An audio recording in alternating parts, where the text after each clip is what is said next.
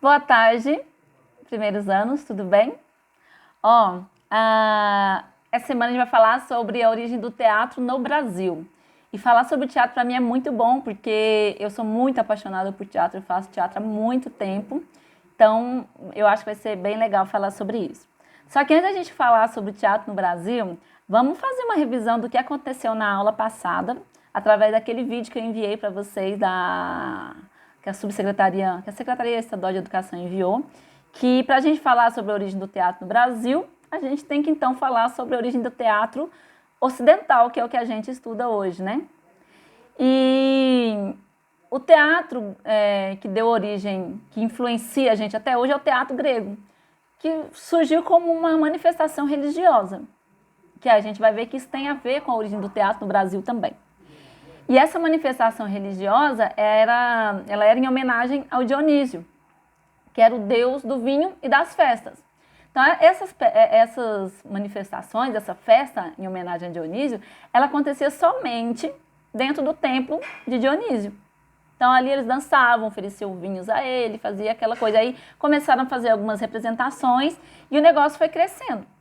Foi crescendo de tal forma que saiu de dentro do templo de Dionísio e passou a ser feito em outros lugares. E esses lugares, eles começaram a utilizar as paredes das montanhas, né, e das colinas por uma questão arquitetônica mesmo, porque de certa forma tinha uma arquibancada e também tinha uma acústica muito boa. Então o som, a propagação do som era muito boa. De tal forma que eu estando sentado lá atrás ou aqui na frente, eu ia ouvir perfeitamente bem. Isso é ótimo, porque naquela época não existia microfone, não existia alto-falante, nada disso, certo? Foi nesse período também da origem do teatro grego que surgiu os dois estilos mais conhecidos de teatro que a gente tem hoje, que é a comédia e a tragédia, que é o símbolo, inclusive, do teatro no mundo todo. São esses dois símbolos aqui, ó. As máscaras do teatro, tá até na parede ali, ó. Tá vendo? Vocês acham que eu gosto de teatro? Aqui, ó. A tragédia e a comédia. Então, isso aqui todo mundo já sabe, tá careca de saber que isso aqui é o símbolo do teatro. Mas por quê? Porque tiveram dois dramaturgos muito importantes, que é o Ésquilo e o Sófocles, são nomes difíceis de falar, mas a gente costuma, que eles que criavam, que escreviam a comédia e a tragédia. Então, a comédia eram críticas, sátiras a respeito do comportamento das pessoas importantes, pessoas nem tão importantes, enfim. E a tragédia falava de problemas da alma da pessoa, psicológicos, enfim. Era isso, né? Então, basicamente isso. Há uma coisa extremamente importante sobre o teatro grego, gente, é que mulheres não podiam representar. Pensa. Mas os personagens, a sociedade, ela é feita de personagens femininos e masculinos. Então, como é que eles faziam para representar esses personagens femininos? Eles usavam máscaras e umas roupas e alguns adereços. Todo o teatro grego ele era feito com máscaras. E uma das características importantes dessas máscaras era exatamente essa parte aqui da boca. Tinha um orifício muito grande. Lembra dessa preocupação com a propagação do som, com a acústica? Então, com as máscaras eles também tinham. Então, são máscaras estranhas, né? Mas elas têm esse formato com objetivo, né? E eu vou passar um link para vocês lá no Google Classroom que fala a respeito da questão das máscaras do teatro grego. É muito importante, certo? Ok. Aí tem também alguns autores principais de algumas obras que até hoje as pessoas lerem. É por isso que é importante a gente estudar o teatro grego, porque ele deu origem a todas as manifestações teatrais, a maioria, né, da sociedade ocidental. E como é que se deu a origem do teatro no Brasil? Então a gente vai ter que estudar lembrar um pouquinho da história, certo? O teatro brasileiro, o teatro no Brasil surgiu em 1564. Vamos só lembrar de um detalhe aqui. O Brasil, os portugueses chegaram aqui em 1500. Então, quem morava aqui? Os índios. 64 anos depois, aí que surgiu o teatro brasileiro. Nessa época, tinha uma coisa importantíssima acontecendo no mundo, que era a crise da Igreja Católica. A Igreja Católica vinha passando por um problema muito grave, Por quê? Martim Lutero, um tempo atrás, tinha denunciado as coisas absurdas que a Igreja Católica fazia, né? E aí ele fez essa denúncia e aí propôs uma reforma da Igreja Católica. Então, houve uma reforma dessa igreja, né?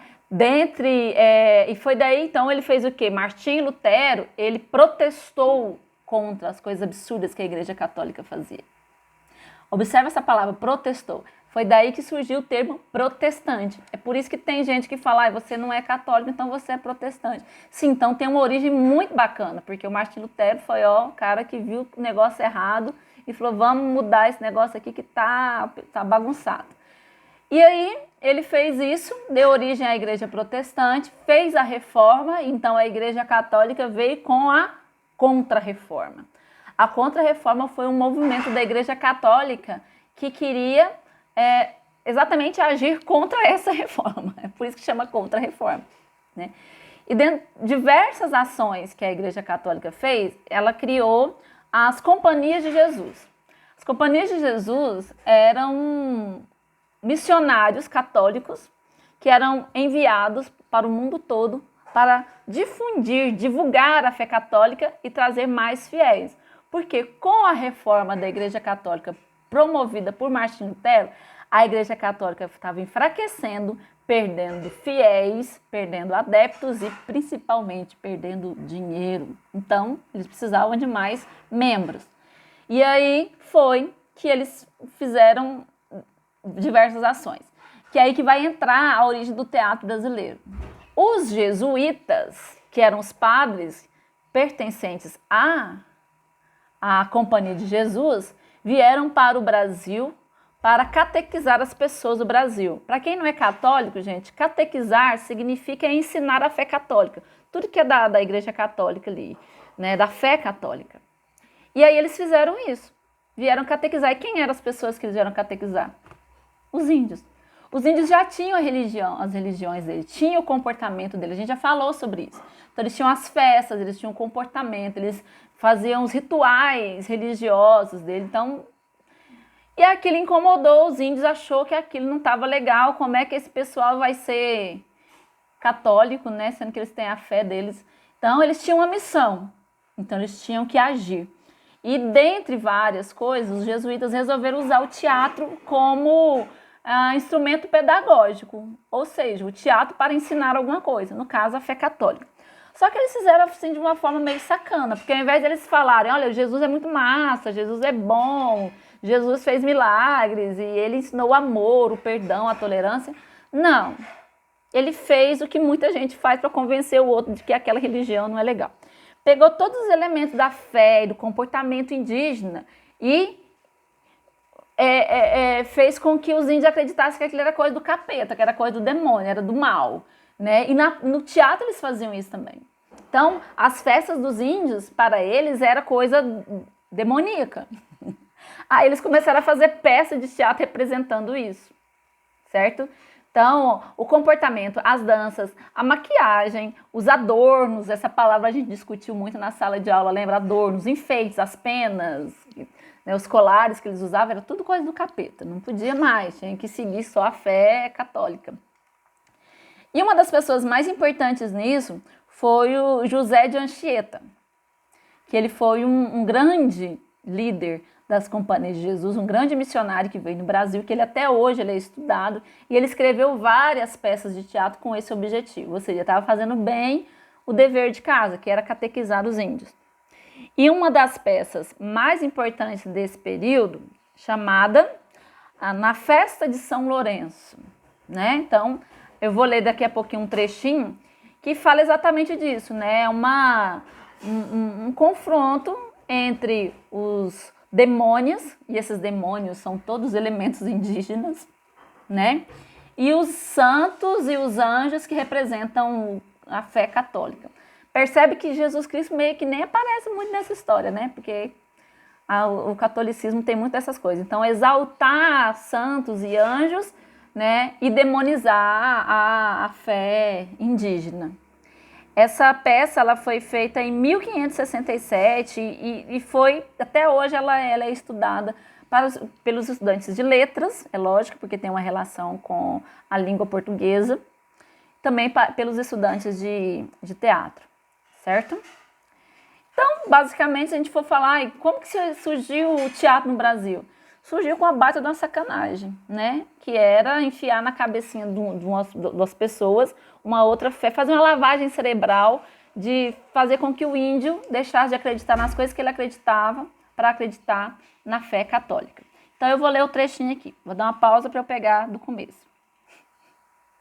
Então, assim, ó, essa peça, ela tem diversos personagens, mas eu vou ler o trecho em que aparece o Guaixará.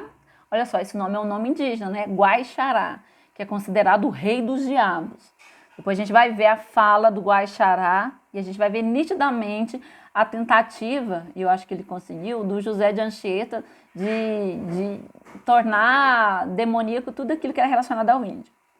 E aí tem um coro, ou seja, algumas pessoas, que é o São Lourenço, São Sebastião e os anjos, que eles falam de uma situação aqui do amor de Deus. E ainda era um período em que o amor de Deus, o temor a Deus, ele de certa forma ele tinha que causar um sofrimento, mas porque o amor, a fé de Deus era tão grande, enfim. E aí Guaixará vem falando de alguns elementos importantes da cultura indígena, por exemplo, o cauim, que é uma bebida, né, alucinógena, seria uma pinga, seria uma cerveja, né, que aí a gente vai ver na fala desse Deus do diabo, desse rei dos diabos aqui, que é o Guaixará, que é aquilo que é legal, né, é um teatro assim bem engajado. Então começa com a fala do coro, que ele louvando, né, lembrando que é uma coisa religiosa. Vamos lá. Por Jesus, meu Salvador, que morre por os meus pecados, nessas brasas morro assado com fogo do meu amor. Bom Jesus, quando te vejo na cruz por mim flagelado, eu por ti vivo queimado, 1000 vezes morrer desejo. Pois teu sangue redentor lavou minha culpa humana. Arda eu, pois, nesta chama, com fogo do teu amor. O fogo do forte amor. Ai, meu Deus, como me amas, mais me consome que as chamas em brasas com teu calor. Pois teu amor, pelo meu, tais prodígios consumou, que eu, nas brasas onde estou, morro de amor pelo teu. Aí, depois, vão entrar os 3 diabos que querem destruir a aldeia com os pecados, os quais resistem São Lourenço, São Sebastião e o anjo da guarda, livrando a aldeia e prendendo os tentadores, cujos nomes são Guaixará, que é o rei dos diabos, Aimberê e Saraiva, que é também, se for observar, todos esses nomes são nomes indígenas, né? Olha só o que o rei dos diabos falou, Guaixará, depois que os anjos e o São Lourenço e São Sebastião falaram. Olha o que ele diz. Esta virtude estrangeira me irrita sobremaneira. Quem teria trazido com seus hábitos polidos, estragando a terra inteira? Só eu permaneço nessa aldeia como chefe e guardião. Minha lei é a inspiração que lhe dou. Aqui vou longe, visitar outro torrão. Quem é forte como eu? Como eu conceituado, sou o diabo bem assado, a fama me precedeu, Guaixará sou chamado. Meu sistema é o bem viver, que não seja constrangido o prazer nem abolido, quero as tabas acender com meu fogo preferido. Boa medida é beber cauim até vomitar, isto é jeito de gozar a vida e se recomenda a quem queira aproveitar. A moçada beberrona, trago bem conceituada, valente é quem se embriaga, de todo cauim entorna. E a luta, então, se consagra. Quem bom costume é bailar, adornar-se, andar pintado, tingir pernas, empenado, fumar e curandeirar, andar de negro pintado, andar matando de fúria, amancebar-se, comer um ao outro e ainda ter espião, prender tapuia, desonesto, a honra perder. Para isso, com os índios convivi. Vêm as tais pedras, vêm os tais padres agora com regras fora de hora para que duvidem de mim. Lei de Deus aqui não vigora, pois aqui tem meu ajudante mor, diabo bem requeimado, meu bom colaborador, grande Aimberê, perversor dos homens regimentado. Então é isso. A gente pode observar que tem um trecho aqui muito claro que esse personagem aqui, o Guaixará, que é o rei dos demônios, ele se manifesta como sendo um espírito maligno, que ele convence os índios a fazer tudo aquilo que é errado. Por exemplo, bom costume é bailar, adornar-se, andar pintado, tingir pernas, né? Fumar, curandeirar, ou seja, ele torna maligno, fala que é ruim até a questão do ato dos índios curar as pessoas através das ervas e das orações, né? Aí fala outra coisa aqui, andar matando de fúria, amancebar-se. Amancebar é morar junto sem casar. Só que lá para os índios não existia, pelo menos nesse caso, um ritual de casamento igual ao ritual de casamento católico. Então, como eles se juntavam em casamento, então já os jesuítas já achavam que aquilo era pecado. Onde já se viu, não passou pelo sacramento do matrimônio, que é tão importante para a Igreja Católica, né?